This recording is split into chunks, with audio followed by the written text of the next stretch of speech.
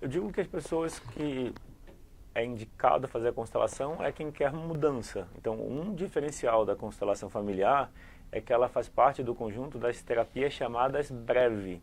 Breve quer dizer que numa mesma sessão você tem início, meio e fim.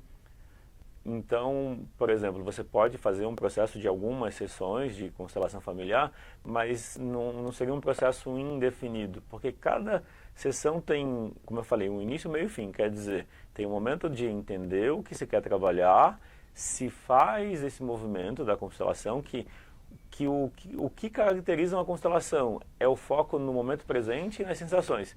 Então, na constelação isso é importante. A gente não fala do passado. Por mais que acontecimentos do passado impliquem na maneira de agir agora, esse não é o enfoque da constelação, porque ela é fenomenológica. Então a fenomenologia tem o foco no fenômeno. Quando o fenômeno acontece? Agora. Então a gente fala na constelação daquilo que está presente. Mas quando começa uma constelação, a partir daí não se traz informação nova, vamos dizer, que venha da memória. O que a gente trabalha na constelação quando ela inicia é o que está presente, ou seja, as relações e o que está acontecendo. E nesse movimento das relações se chega numa solução. Então, para quem é indicada a constelação? Eu digo que é para quem quer a mudança.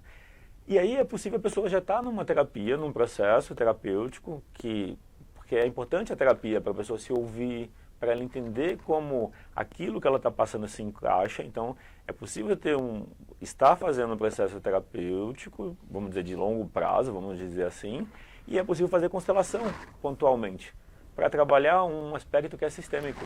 Porque qual é a diferença? Uma coisa é a terapia individual, outra coisa é a terapia sistêmica. Terapia familiar, no sentido de se observar um padrão que...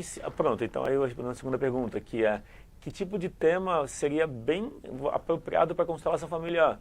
Quando você observa um padrão que se repete. Aconteceu com o avô, aconteceu com o pai e está acontecendo na vida do cliente. Então, por exemplo, eu lembro de um cliente que em momentos da vida dele ele passou por decepções. Então, com 10, 12 anos de idade, os pais se separaram e ele se sentiu traído, abandonado, porque o pai saiu de casa.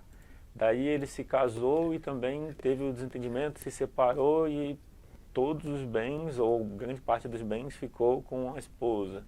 Então, em vários momentos, aquele padrão estava se repetindo. Então, quando você observa um padrão repetido, você pode olhar isso sistemicamente. A gente fala o seguinte: quem está sendo reverenciado? Para quem essa pessoa que está repetindo um padrão está olhando? Às vezes é alguém que passou pelo mesmo padrão. Por exemplo, em gerações passadas houve escassez. Então os recursos eram limitados.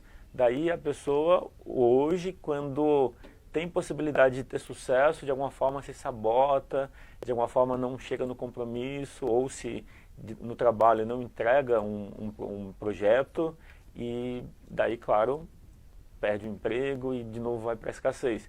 Então, situações de repetição de padrão, ou seja, aconteceu com o pai, está acontecendo na sua vida, são temas para constelação. Eu vou dar um exemplo que acontece com uma certa recorrência, por exemplo, a cliente que o pai, por exemplo, era alcoólatra.